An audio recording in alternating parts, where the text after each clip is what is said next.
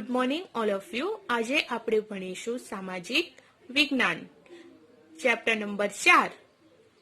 પાઠનું નામ છે ભારતની રાષ્ટ્રીય ચળવળો એટલે કે આંદોલનો. ચળવળનો મતલબ થાય છે આંદોલનો.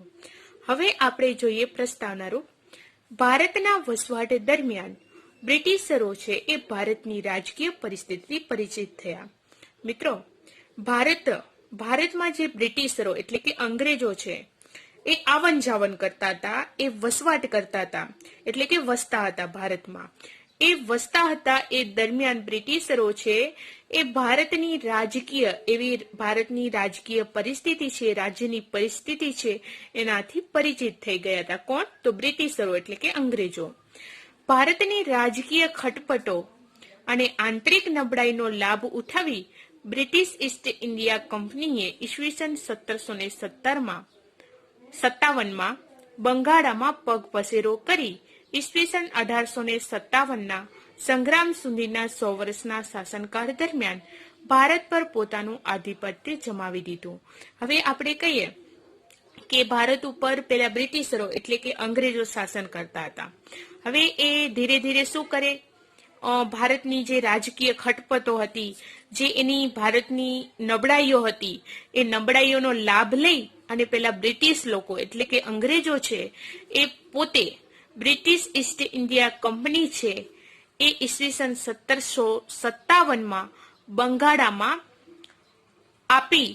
સ્થાપી અને એ બંગાળામાં એનો પગ પસેરો કર્યો એટલે કે શરૂઆત કરી. ઈસવીસન 1857ના સંગ્રામ સુધીના એવા 100 વર્ષના શાસનકાળ દરમિયાન ભારત પર પોતાનું આખું આધિપત્ય હક છે એ જમાવી દીધું. કોણ? બ્રિટિશરો એટલે કે અંગ્રેજો. અંગ્રેજો છે એ પોતાનું આધિપત્ય જળવાઈ રહે તે માટે દેશમાં મજબૂત એવો વહીવટી માળખાનો ધીરે ધીરે વિકાસ કર્યો. હવે આપણે કહીએ કે ધીરે ધીરે એ શું કરે છે, અંગ્રેજો પોતાનું આધિપત્ય હક છે એ જળવાઈ રહે તે માટે દેશમાં એટલે કે ભારત દેશમાં મજબૂત એવું વહીવટી માળખું હતું એનો પણ ધીરે ધીરે વિકાસ કરે છે. કોણ? અંગ્રેજો. અંગ્રેજો છે એ સ્થાપેલા વહીવટી માળખા દ્વારા દેશમાં સમાન કાયદા, સમાન વહીવટ અને બ્રિટિશ પ્રણાલિકા અનુસારનું ન્યાયતંત્ર છે એ અમલમાં આવ્યો.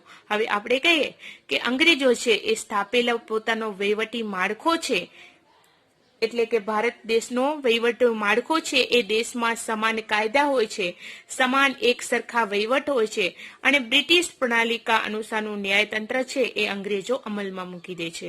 આમ છતાં ભારતમાં રહેનારા જે અંગ્રેજો છે એ ઇંગ્લેન્ડને વધુ લાભ થાય તેવા કાયદા અને વહીવટની સ્થાપના કરી છે. મિત્રો જુઓ તો ખરા, ભારતમાં રહે છે, આધિપત્ય પણ જળવાઈ લે છે એટલે હક જમાવે છે. કોણ? અંગ્રેજો. હવે ભારતમાં રહેનારા જે અંગ્રેજો છે એ વળી શું કરે છે, ભારતને લાભ મળે એમ નથી કરતો, પણ શું કરે છે, ઇંગ્લેન્ડને વધુ લાભ થાય એવા કાયદા અને વહીવટની સ્થાપના કરી છે. એટલે બોલો કે એ ભારતના નાગરિકો છે એના સામે કેટલું શોષણ થતું હશે કે તે ભારતમાં જ રહીને અંગ્રેજો છે ઇંગ્લેન્ડને લાભ થાય એવું કરે છે, ભારતને લાભ થાય એવું કંઈ કરતા નથી. હવે એવા કાયદા અને વહીવટની સ્થાપના કરે છે. કોણ? અંગ્રેજો. અંગ્રેજો છે એ ભારતના ભોગે ઇંગ્લેન્ડને સમૃદ્ધ બનાવી ભારતનું સૌથી વધુ આર્થિક શોષણ કરે છે.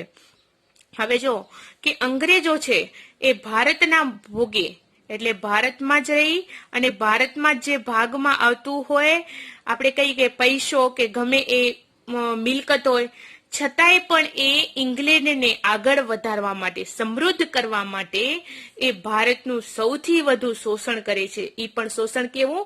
આર્થિક શોષણ કરે છે. તો આ થયું પ્રસ્તાવનારૂપ. હવે આપણે જોઈએ 1857નો સંગ્રામ એટલે કે 1857નો સ્વાતંત્ર્ય સંગ્રામ. ભારતમાં 1857નો સ્વાતંત્ર્ય સંગ્રામ થવા માટે રાજકીય અસંતોષ, આર્થિક શોષણ, સામાજિક અને ધાર્મિક પરિબળો, લશ્કરી પરિબળ તેમજ તાત્કાલિક પરિબળ જેવા એનફિલ્ડ રાઇફલને લશ્કરમાં દાખલ કરવાની નીતિ જવાબદાર હતી. હવે આપણે કહીએ કે જ્યારે ભારતમાં 1857નો સ્વાતંત્ર્ય સંગ્રામ થયો એ માટે રાજકીય અસંતોષ એટલે રાજ્યમાં અસંતોષ હતો, એટલે કે લોકોને સંતોષ હતો નહીં. આર્થિક લોકો સામે એટલે કે ભારતના લોકો સામે આર્થિક શોષણ થતું હતું. સમાજ ક્ષેત્રે અને ધાર્મિક ક્ષેત્રે પણ અનેક પરિબળો એવા હતા. લશ્કરી પરિબળ અને તાત્કાલિક એવા પરિબળ જેમાં એનફિલ્ડ રાઇફલને લશ્કરમાં દાખલ કરવાની નીતિ છે એ પણ જવાબદાર ગણવામાં આવી હતી. સંગ્રામનો પ્રથમ શહીદ છે એ મંગલ પાંડે હતો. હવે એ આપણે કહીએ કે સંગ્રામ એટલે કે એ સ્વાતંત્ર્ય સંગ્રામ થયો, યુદ્ધ થયો, એમાં પ્રથમ શહીદ થનાર એટલે કે મૃત્યુ પામનાર મંગળ પાંડે હતો. એટલે એ ક્યાંનો હતો? ભારતનો હતો. આ સંગ્રામમાં પોતાનો આખો જીવ દઈ દીધો. આ સંગ્રામમાં નાના સાહેબ, તાત્યા તોપે, રાજા કુંવરસિંહ, રાણી લક્ષ્મીબાઈ, બહાદુર શાહ જફર વગેરે છે એ સંગ્રામકારીઓ સામેલ થયા હતા. હવે એ 1857નો જ્યારે સ્વાતંત્ર્ય સંગ્રામ થયો એમાં આટલા બધા જે નામ લીધા એ બધા સંગ્રામકારીઓ છે એ એમાં સામેલ થયા એટલે ભેગા થયા હતા.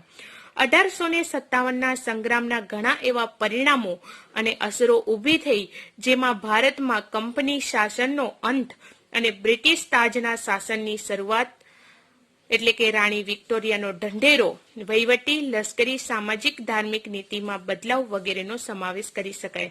હવે આપણે કહીએ કે 1857નો સંગ્રામ થયો એના ઘણા પરિણામો અને એટલી અસરો ઊભી થઈ કે જેમાં ભારતમાં જે કંપની શાસનનો અંત આવી ગયો, આ ઉપરાંત બ્રિટિશ તાજના શાસનની શરૂઆત થઈ, આ ઉપરાંત લશ્કરી, સામાજિક ક્ષેત્રે, ધાર્મિક નીતિમાં એવો બદલાવ આવી ગયો એ વગેરેનો સમાવેશ કરી શકાય. શેમાં? 1857ના સ્વાતંત્ર્ય સંગ્રામમાં.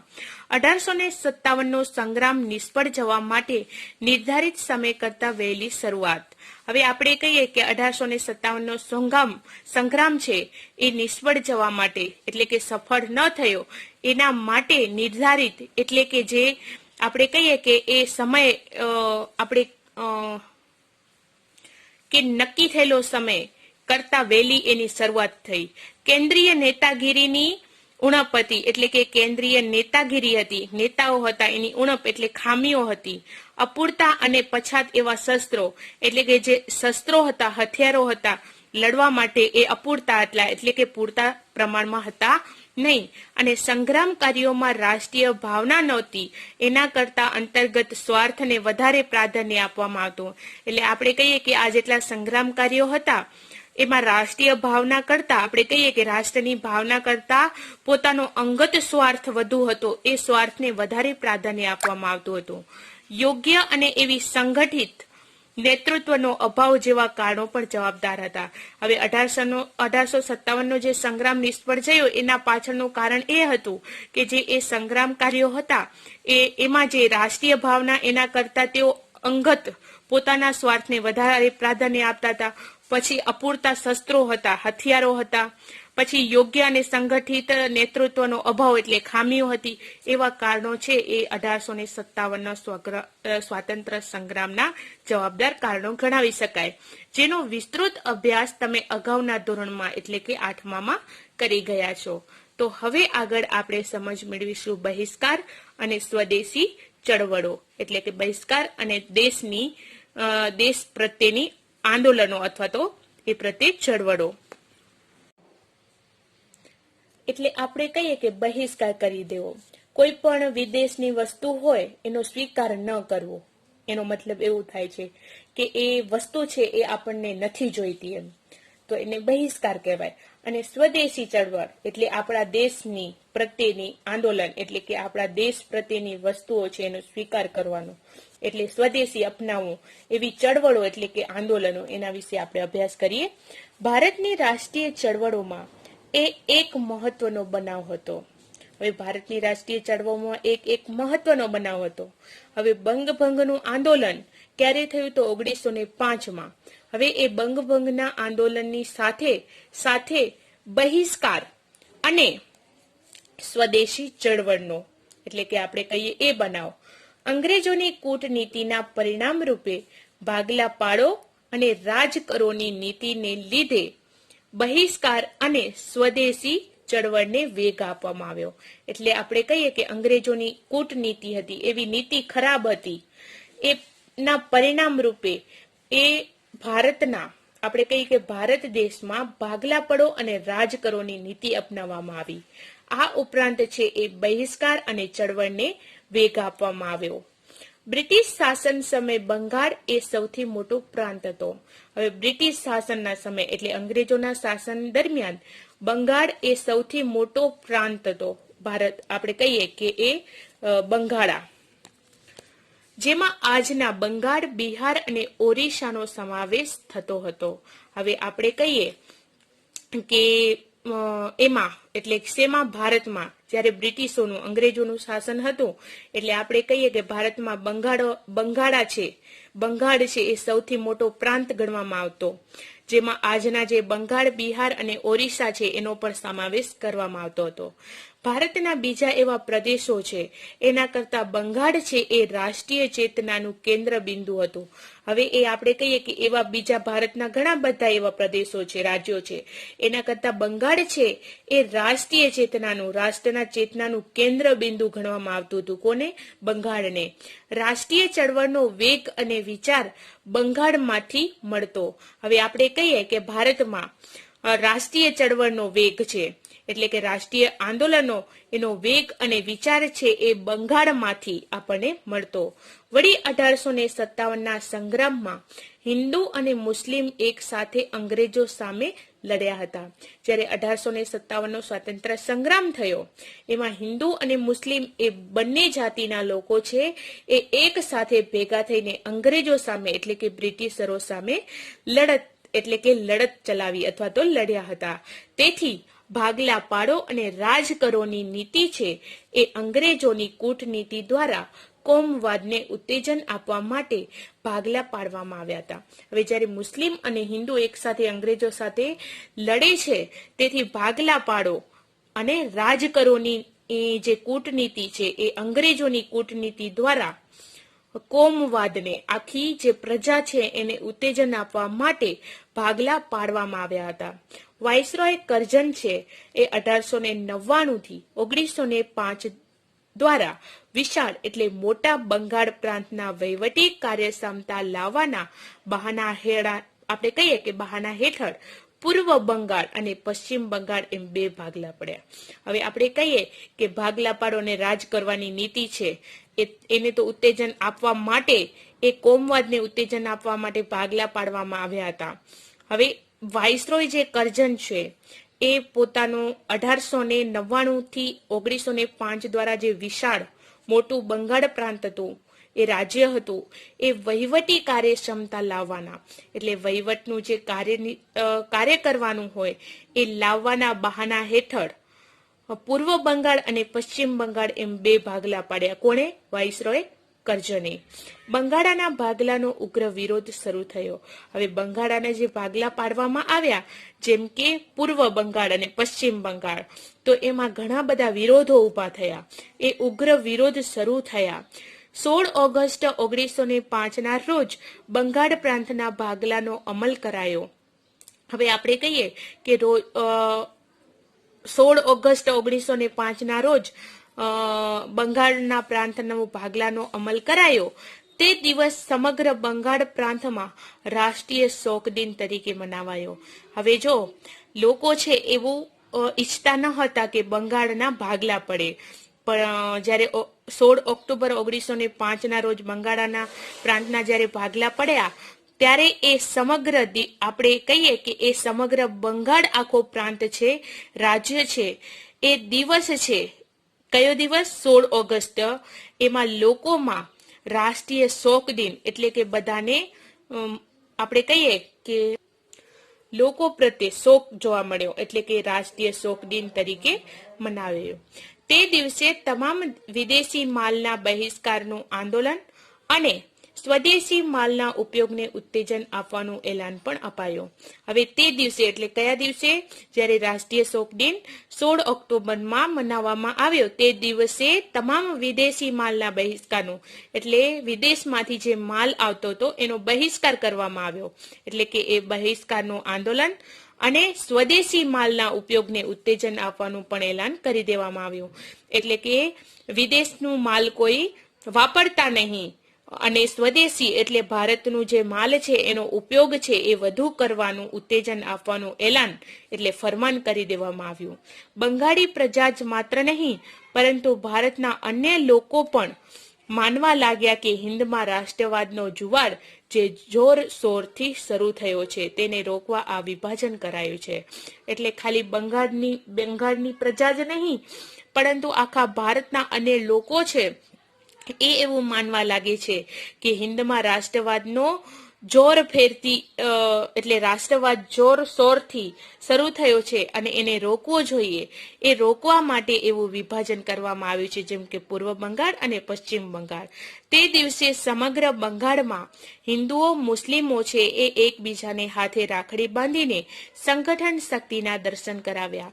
હવે જ્યારે બંગાળના ભાગલા પડ્યા અને બધા જોશ ભેરથી એના સાથે બધા એક સાથે થઈ ગયા, જેમ કે હિન્દુ અને મુસ્લિમ એ બંગાળામાં જે હિન્દુ અને મુસ્લિમો છે એ એકબીજાના હાથે રાખડી બાંધે છે અને સંગઠન એટલે સાથે રહીને જોડાઈને એ શક્તિના દર્શન કરાવે છે. આમ આંદોલનના મહત્વના એવા 3 લક્ષણો હતા, જેમાં સ્વદેશી અપનાવવું એટલે કે ભારત દેશનું સ્વદેશનું જ ગમે તે વસ્તુ અપનાવી, વિદેશી માલ છે એ વિદેશમાંથી જે માલ આવતો હોય એનો બહિષ્કાર કરી દેવો, અને ત્રીજી વસ્તુ છે કે રાષ્ટ્રીય શિક્ષણ અપનાવવું એટલે કે જે રાષ્ટ્રમાં રહેતા હોય એમાં એ શિક્ષણ છે એ અપનાવવું, એ રાષ્ટ્રીય લેવલનું શિક્ષણ છે એ અપનાવવું. એ 3 આંદોલનના મહત્વના લક્ષણો હતા. સ્વદેશી આંદોલનથી ભારતને ખૂબ લાભ થયો. હવે સ્વદેશી આંદોલનથી ભારતને ખૂબ લાભ થયો એટલે આપણે કહીએ કે સ્વદેશી માલનો જ ઉપયોગ કર્યો. હવે એ આંદોલન થયું, કયું? ચળવળો થઈ, એ બંગાળના ભાગલા પાડો. એનાથી જે દેશમાં રહેતા હતા, સ્વદેશ એટલે ભારત દેશમાં જ રહેતા હતા, એને ખૂબ લાભ થયો. એનું કારણ હતું કે એ ભારતના જ લોકો એ વસ્તુઓની ખરીદી ભારતમાં જ કરતા, વિદેશી માલ અપનાવતા નહીં. જ્યારે વિદેશી માલના બહિષ્કારને પરિણામે ઇંગ્લેન્ડના વેપારને મોટો એવો ફટકો, આપણે કહીએ કે એ ફટકો લાગ્યો. આપણે કહીએ કે વિદેશી માલ જે આવતો હતો એ ભારતના લોકો છે એનું બહિષ્કાર કરી નાખ્યો કે અમને એ માલ જોઈએ નહીં. હવે એના પરિણામે જે ઇંગ્લેન્ડના વેપાર છે એને ઇંગ્લેન્ડમાંથી જે વસ્તુ આવતી હતી એને મોટો ફટકો લાગ્યો, કારણ કે એ પૈસાની દ્રષ્ટિએ કમાવવામાં તે નીચે એનો સ્તર હાલ્યો ગયો. માન્ચેસ્ટરથી આવતું કાપડ પણ બંધ થઈ ગયું. હવે માન્ચેસ્ટરમાંથી જે કાપડ આવતું હતું ભારતમાં એ પણ બંધ થઈ જાય છે. ઇંગ્લેન્ડથી આયાત થતા ખાંડ, બૂટ, સિગારેટ, તમાકુ વગેરેની આયાતો પણ ઘટી ગઈ અને ભારતમાં બનેલા કાપડનું પણ વેચાણ વધ્યું. એટલે આપણે કહીએ કે ઇંગ્લેન્ડથી જે આયાત થતી હતી ખાંડ, બૂટ, સિગારેટ, તમાકુ, એ આયાતો પણ શું થઈ જાય છે? ઘટી જાય છે અને પરિણામે ભારતમાં બનેલા જે કાપડ છે એનું વેચાણ વધે છે. સ્વદેશી માલ બનાવવાના કારખાના પણ શરૂ થઈ ગયા. હવે આપણે કહીએ કે આપણા દેશમાં સ્વદેશી અપનાવવામાં આવ્યું. હવે સ્વદેશી માલ બનાવવાના જે કારખાના છે એ ભારતમાં શરૂ થઈ જાય છે. બંગાળ ઉપરાંત હિન્દના અન્ય પ્રદેશો પંજાબ, ઉત્તર પ્રદેશ, મધ્યપ્રદેશ, મુંબઈ, મદ્રાસ વગેરે પ્રાંતોમાં પણ લડતના પ્રત્યાઘાતો પડ્યા. હવે આપણે કહીએ કે એટલા બધા નામ લીધા એ પ્રાંતો છે એમાં પણ લડતના પ્રત્યાઘાતો એટલે પ્રત્યાઘાતો પડી. ગુજરાતમાં ઘણા સ્વદેશોની લડતમાં પડઘો પડી ગયો. આનો પડઘો બ્રિટિશ પાર્લામેન્ટમાં જબરદસ્ત પડ્યો. એટલે આપણે કહીએ કે પડઘો તો પડ્યો, પણ જે બ્રિટિશ પાર્લામેન્ટ એટલે બ્રિટિશોના પાર્લામેન્ટમાં જબરદસ્ત પડઘો પડી ગયો અને પાર્લામેન્ટે પુનઃ વિચારણા ફરીથી વિચારણા કરીને માત્ર 6 વર્ષ બાદ ઈસવીસન 1911માં એટલે કે બંગાળના ભાગલા રદ કરવા પડ્યા. હવે છેવટે એ બ્રિટિશરો એટલે કે ઇંગ્લેન્ડો આપણે કહીએ કે અંગ્રેજોને એ પાછો વિચાર કરે છે એ પાર્લામેન્ટ અને પાછા 6 વર્ષ બાદ જે બંગાળના ભાગલા છે એ રદ કરી નાખે છે. એટલે બંગાળને એક જ કરે છે. એટલે જે ભાગલા પાડ્યા હતા એને પાછું જોઈન્ટ કરી નાખે છે. ક્યારે? તો 1911માં. કોણ? તો બ્રિટિશ પાર્લામેન્ટે. હિન્દવાસીઓનો આ એક યાદગાર વિજય હતો. હવે હિન્દમાં રહેતા એટલે કે ભારતમાં રહેતા જે વસવાટ કરતા લોકો હતા, જે પ્રજા હતી, એનો આ એક યાદગાર વિજય હતો. એટલે કે જીતી ગયા, આપણે કહીએ ને વિજય મેળવ્યા. સંગઠન શક્તિનો વિજય હતો. અંગ્રેજ શાસન વિરુદ્ધ જાગૃત થયેલી નવી ચેતનાનો આ નોંધપાત્ર વિજય હતો. એટલે આપણે કહીએ કે જે અંગ્રેજોનું શાસન હતું એ વિરુદ્ધ જાગૃત થયેલા જે લોકો હતા ભારતના લોકોની નવી ચેતના, એટલે કે એ ચેતનાનો આ નોંધપાત્ર એવો વિજય હતો, જીત હતી. હવે આપણે સમજ મેળવીએ મુસ્લિમ લીગ 1906. એટલે કે આપણે કરીએ કે મુસ્લિમ લીગની સ્થાપના ક્યારે કરવામાં આવી, તો 1906 માં કરવામાં આવી. તો એના વિશે આપણે સમજ મેળવીએ. અંગ્રેજો ભાગલા પાડો અને રાજ કરોની નીતિ અપનાવી હિન્દુ અને મુસ્લિમ વચ્ચે વૈમનસ્ય ઊભું કરવા માંગતા હતા. હવે આપણે કહીએ કે અંગ્રેજો શું કરવા માંગતા હતા, તો પેલા શું કરે છે, ભાગલા પાડે છે અને રાજકરોની નીતિ અપનાવે છે. કોણ? અંગ્રેજો. પછી હિન્દુ અને મુસ્લિમ વચ્ચે વૈમનસ્ય ઊભું કરવા માંગતા હતા, એટલે વાદ વિવાદ. આપણે કહીએ કે એકતા જાળવવા નતા ઈચ્છતા, પણ એ વચ્ચે એ વાદ ઊભું થાય એવું માંગતા હતા. તે સમયના વાઇસરોય લોર્ડ મિન્ટો અને હિન્દી વજીર મોલ્લેએ સાથે મળીને હિન્દના રાષ્ટ્રવાદને કચડી નાખવા યોજના કરી.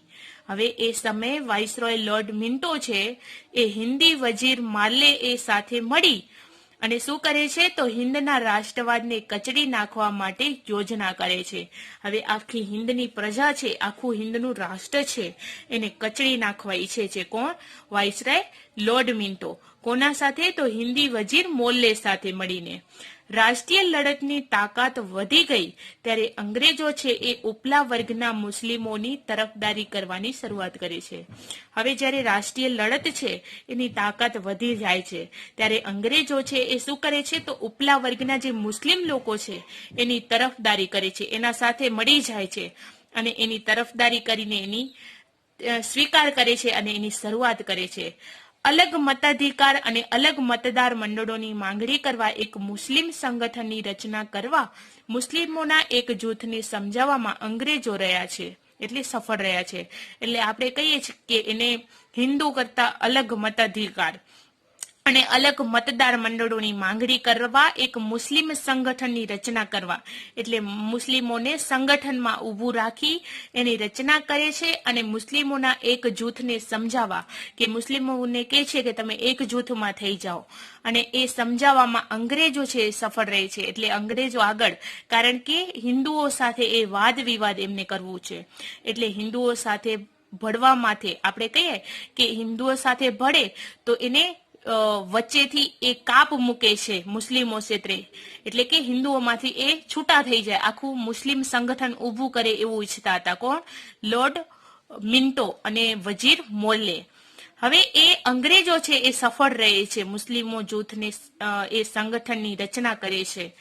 પરિણામે મુસ્લિમ લીગની સ્થાપના થઈ ઈસવીસન 1906 માં. હવે મુસ્લિમ લીગની સ્થાપના ક્યારે થઈ? ઈસવીસન 1906 માં.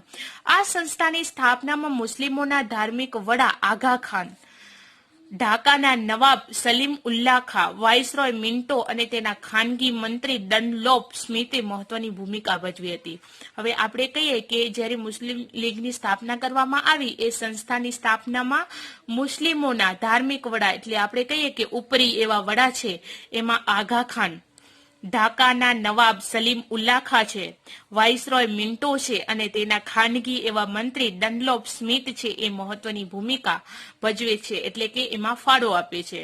મુસ્લિમો કોંગ્રેસના વાર્ષિક અધિવેશનમાં હાજર ન રહે તે માટે કોંગ્રેસના અધિવેશનના દિવસોએ જ મુસ્લિમ લીગનું વાર્ષિક અધિવેશન ગોઠવવામાં આવતું. હવે આપણે કહીએ કે મુસ્લિમો એ કોંગ્રેસના વાર્ષિક જ્યારે અધિવેશનમાં એ હાજર ન રહે તે માટે છે.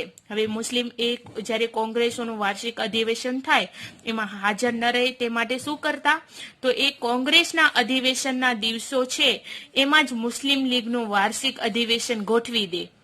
આમ અલગ પ્રતિનિધિત્વની માંગણી મુસ્લિમોની નહીં પરંતુ અંગ્રેજોની નીતિની જ નીપજ હતી. એટલે આપણે કહીએ કે એ જ્યારે એ અલગ તો ગોઠવી દે, પણ એ જે અલગ પ્રતિનિધિત્વની માંગણી એ મુસ્લિમોનો સ્વીકાર ન કરે એટલે પ્રતિનિધિત્વ તરીકે, પરંતુ પોતે અંગ્રેજો જ પોતાની નીતિને આગળ વધારે એની જ નીપજ હતી. મિન્ટો છે એ જ મુસ્લિમોને સહયોગી બનાવવાની નીતિની શરૂઆત કરી.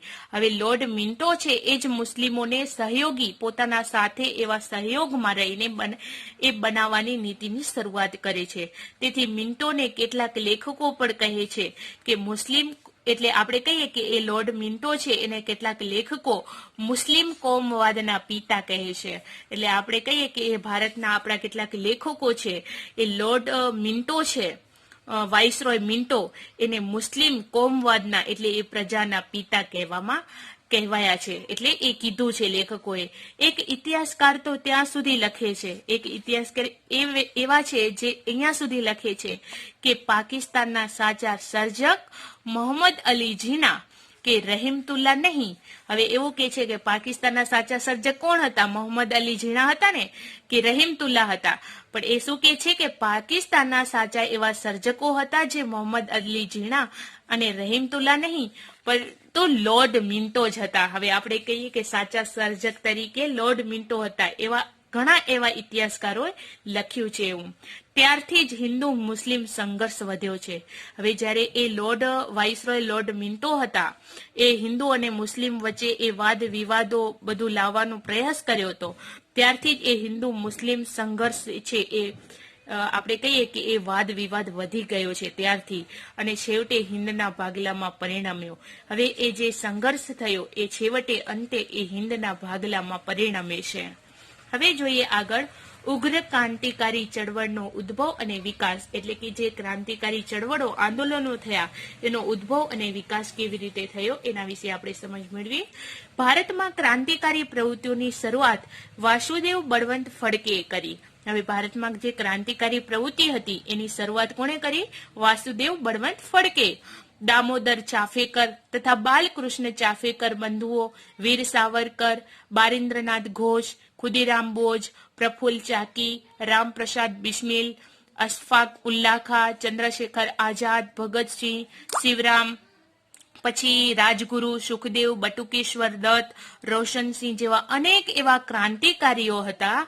એ રાષ્ટ્રવાદની જ્યોત જલતી રાખી, એટલે કે જે રાષ્ટ્રવાદ હતી એની જ્યોત જલતી રાખી એટલે બાળી રાખી. આપણે કહીએ ને કે આપણે દીવો છે એ બાળીએ તો એની જ્યોત બળતી હોય, એ જલતી હોય એટલે બળતી હોય. તો એવા બધા સાથે મળીને એવા ક્રાંતિકારીઓ હતા જો એ રાષ્ટ્રવાદની, એ ભારતના રાષ્ટ્રવાદની જ્યોતને બાળીને જ રાખી એટલે કે જલતી રાખી.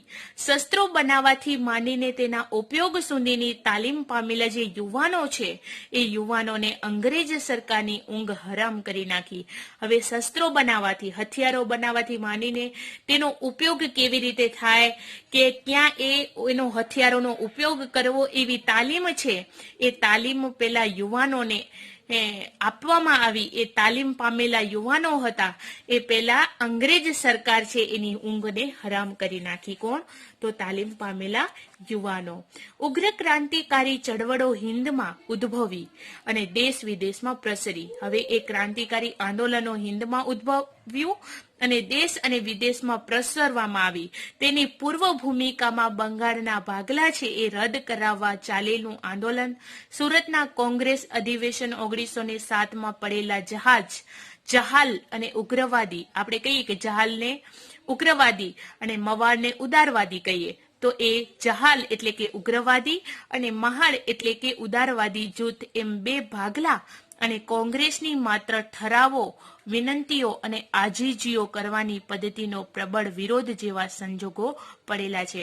એટલે આપણે કહીએ કે બંગાળના ભાગલા રદ કરવામાં આવ્યા. હવે એ રદ કરવા માટે જે ચાલેલું આંદોલન એટલે ચળવળો હતી, પછી સુરતનું કોંગ્રેસ અધિવેશન 1907માં પડેલા જે જહાલ એટલે કે ઉગ્રવાદી અને મહાડ ઉદારવાદી એવા જૂથ એટલે કે સુરત એવા બે ભાગલા પાડવામાં આવ્યા. આ ઉપરાંત કોંગ્રેસની માત્ર ઠરાવો એટલે કે કોંગ્રેસની ઠરાવો, એવી કોંગ્રેસની વિનંતીઓ કરવામાં આવી, આજીજીઓ કરવામાં આવી. એ પદ્ધતિનો પ્રબળ એવો વિરોધ જેવા સંજોગો ઉભા થયા કે એનો વિરોધ કરવા જોઈએ. જે એ કોંગ્રેસ વિનંતી કરે છે, આજીજી કરે છે, એ પદ્ધતિ જે અપનાવે છે એનો વિરોધ કરવો જોઈએ, એવા સંજોગો ઉભા થયા. લાલ, બાલ અને પાલ, હવે એ ત્રિપુટી છે એ જહાલવાદી નીતિ અપનાવે છે. હવે મિત્રો લાલ એટલે લાલ બહાદુર શાસ્ત્રી, બાલ એટલે બાલ ગંગાધર તિલક અને પાલ એટલે બિપિનચંદ્ર પાલ. એની ત્રિપુટી એટલે ત્રણેય જણાની જહાલવાદી નીતિ અપનાવી. હિન્દ યુવા કાર્યકરોમાં નવું ચૈતન્ય રેડવામાં આવ્યું. હિન્દી રાષ્ટ્રીય કોંગ્રેસની ઢીલી પોચી નીતિને એક જબરદસ્ત નવો જ વળાંક આપ્યો. એટલે આપણે કહીએ કે હિન્દી રાષ્ટ્રીય કોંગ્રેસની નીતિ કેવી હતી? ઢીલી પોચી હતી. એ નીતિને એક જબરદસ્ત મોટું એવો નવો વળાંક જ આપવામાં આવ્યો. આ ઉપર ચિત્ર દેખાય છે એ છે વાસુદેવ બળવંત ફડકે. પછી આપેલું છે એ ખુદીરામ બોઝ, પછી રામપ્રસાદ બિસ્મિલ, ત્રીજું છે અશફાક ઉલ્લા ખાં અને ચોથું છે ચંદ્રશેખર આઝાદ. આ પિક્ચર દેખાય છે એ છે પેલું પિક્ચર સરદાર ભગતસિંહ, શિવરામ રાજગુરુ, સુખદેવ થાપર, રોશનસિંહ અને નીચે દેખાય છે એ છે બાળ ગંગાધર તિલક. લોકમાન્ય બાળ ગંગાધર તિલકે તો ઉગ્ર ભાષામાં એવું જાહેર કરી દીધું, એક સૂત્ર આપ્યું કે સ્વરાજ્ય મારો જન્મસિદ્ધ હક છે. એટલે કે આ રાજ્યમાં મારો જે જન્મ થયો છે એ જન્મ સિદ્ધ કરવાનો મારો હક છે અને એને એટલે કે તેને એ રાજ્યને લઈને જ હું જંપીશ. એટલે કે એ રાજ્ય છે સ્વરાજ્ય એને જ હું લઈને ઉભો રહીશ. જે આઝાદીના ક્રાંતિકારી લડવૈયાઓનો મંત્ર બની ગયો. એટલે કે એ સંગ્રામ થયો, એ સંગ્રામમાં જે એ આઝાદ કર્યો, આપણને ભારત દેશને આઝાદી મળી, એ આઝાદીમાં જે ક્રાંતિકારી લડવૈયા હતા એ લડવૈયાનો આ મંત્ર બની ગયો. કયો? તો સ્વરાજ્ય મારો જન્મસિદ્ધ હક છે અને તેને લઈને જ હું જંપીશ, એ સૂત્ર.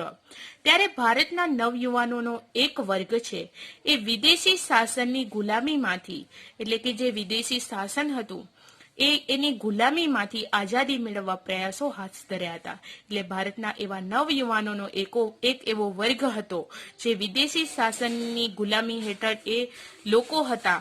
એ વિદેશી શાસનની ગુલામીમાંથી આઝાદ થાય, એ આઝાદી મેળવવા ઘણા પ્રયાસો હાથ ધર્યા હતા. કોણ? તો ભારતના નવયુવાન એવા વર્ગો.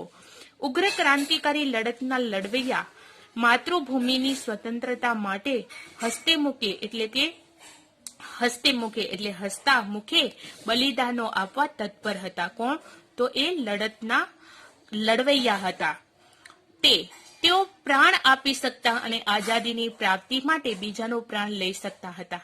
હવે એ લડતના જે લડવૈયા હતા એ માતૃભૂમિના પર રહેતા એ સ્વતંત્રતા હસતા મુખે પોતાના બલિદાનો આપવા માટે તત્પર પણ હતા અને તેઓ પોતાનું પ્રાણ પણ આપી શકતા હતા. અને આઝાદીની પ્રાપ્તિ માટે એટલે આઝાદી એ લોકોને આઝાદ થાય એ પ્રત્યે એને પ્રાપ્ત આઝાદી મળે એ પ્રાપ્તિ માટે બીજાનો પ્રાણ પણ તેઓ લઈ શકતા હતા.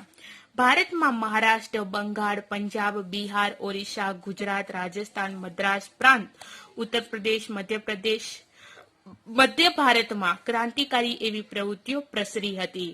આ પ્રવૃત્તિઓમાં મિત્ર મેળા સોસાયટી, અભિનવ ભારત સમાજ, અનુશીલન સમિતિ, અંજુમન એ મુહિલ્લાને વતન, ઇન્ડિયન પેટ્રિયોટ્સ એસોસિએશન એટલે પાછળથી ભારત માતા વગેરે સંસ્થાઓ સ્થાપીને ક્રાંતિકારી પ્રવૃત્તિઓને ભારે વેગ આપ્યો. હવે આપણે કહીએ કે એટલા એ ભારતના પ્રાંતો છે જે ઉપર મુજબના, તો એ ભારતમાં ક્રાંતિકારીઓ પ્રવૃત્તિઓ એમની પ્રસરી હતી. એટલે એ પ્રવૃત્તિઓ સતત ચાલુ રહી. એ પ્રવૃત્તિઓમાં એટલે મિત્ર મેળા સોસાયટી છે, પછી અનુશીલન સમિતિ છે, એવા બધા એ વગેરે સંસ્થાઓ છે એ સ્થાપીને ક્રાંતિકારી પ્રવૃત્તિઓને ભારે વેગ આપવામાં આવ્યો.